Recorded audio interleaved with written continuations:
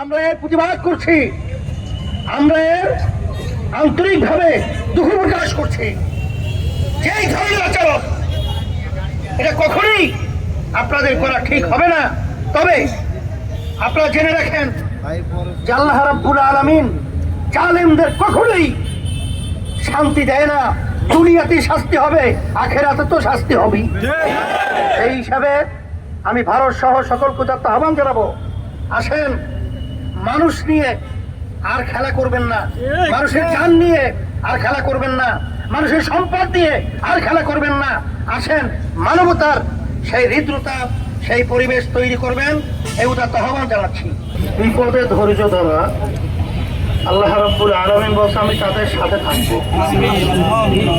আজকে ফেনী সহ নোয়াখালী, লক্ষ্মীপুর, কুমিল্লা সহ যে পানির প্লাবন এবং আমার অনেক ভাইরা, মা বোনেরা, আমার ছোট বাচ্চা এমন অসহায় অবস্থায় দিন রাত্রি যাপন করছেন, যেটা দেখে, যেটা শুনে কোন হৃদয়বান মানুষ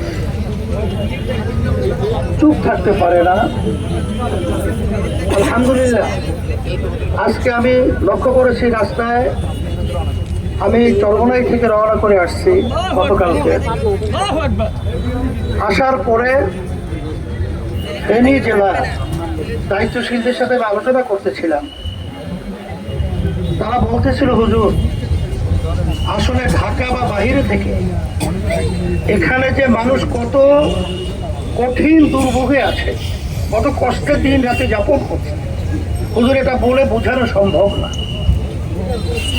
কোনো মোবাইল সহ কোনো বিভিন্ন যোগাযোগের ব্যবস্থা নেই, কারেন্ট নেই, এমন সেখানে যে যাবে পানির স্রোতে কোনো স্পিড বোট সহ কোনো নৌকা ট্রলার পর্যন্ত চলতে পারছে না। তারা কোন অবস্থায় আছে? রব্বুল আলামিনের কাছে দোয়া করি আল্লাহ যেন তাদেরকে সব দিক থেকে হেফাজত। এবং সাথে সাথে প্রশাসনে যারা দায়িত্ব পালন করছেন, কেয়ারটেকার সরকার সহ, আমি শুনতেছিলাম যে আপনাদের দায়িত্ব পালন আলহামদুলিল্লাহ আপনারা করছেন। প্রশাসনের ভাইদের আপনাদের অনেক ধরনের ব্যবস্থাপনা সরকারিভাবে রয়েছে।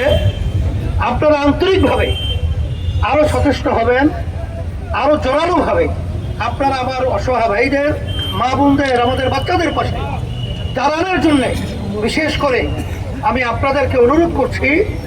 এবং বিশেষ করে এলাকার এবং বাংলাদেশে আল্লাহ রাব্বুল আলামিন যাদেরকে ক্ষমতা দান করেছেন, তৌফিক দান করেছেন, এই অসহায় ভাইদের, মা বোনদের পাশে আমাদের যাকে জীবন আল্লাহ তৌফিক দান করছেন, তাদের পাশে এই বিপদের সময় আমাদের দাঁড়ানো এবং তাদের সহযোগিতায় আগে আসার জন্য আমি সকলকে উদাত্ত আহ্বান জানাচ্ছি।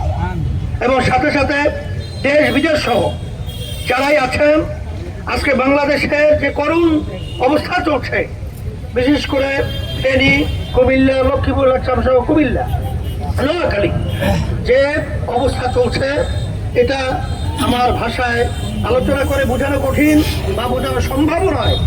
তবে আজকে আমার ভাই গাজী আতাউর রহমান বলতেছিলেন যে হঠাৎ এইভাবে একটা পানির বন্যা, এই পানি কোথার থেকে আসলো?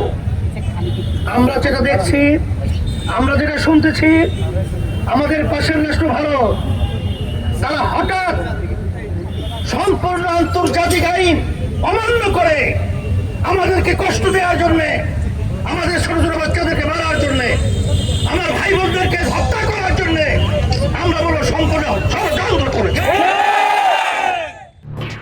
এলো খবরের কাগজ, নিখাদ, নির্ভীক, নিরপেক্ষ।